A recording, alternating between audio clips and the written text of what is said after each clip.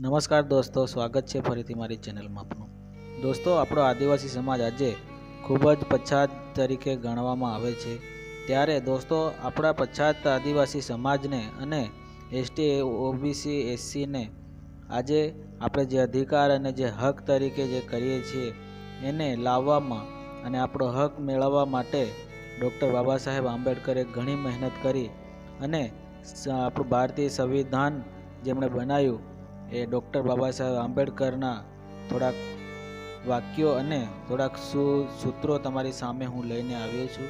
તો દોસ્તો, આ વિડીયોને તમે ધ્યાનથી દેખજો અને આ સૂત્રોને તમે ધ્યાનથી વાંચજો, જેથી કરીને આપણો સમાજ થોડો આગળ આવે અને આપણે તેને અનુરૂપ કામ કરીએ।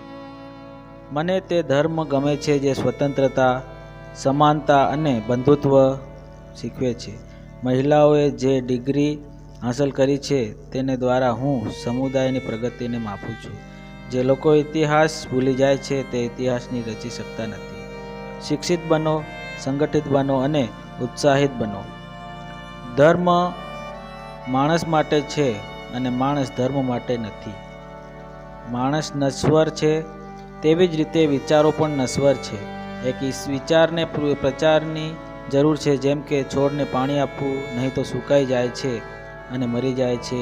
એક મહાન માણસ પ્રતિષ્ઠિત માણસથી અલગ પડે છે જ્યારે તે સમાજનો એક સેવક બનવા તૈયાર હોય છે। સમાનતા એક કાલ્પનિક છે, પરંતુ તેમ છતાં તેને એક નિયમકારી સિદ્ધાંત તરીકે સ્વીકારવી પડશે। બુદ્ધિનો વિકાસ એ માનવ અસ્તિત્વનું અંતિમ લક્ષ્ય હોવું જોઈએ।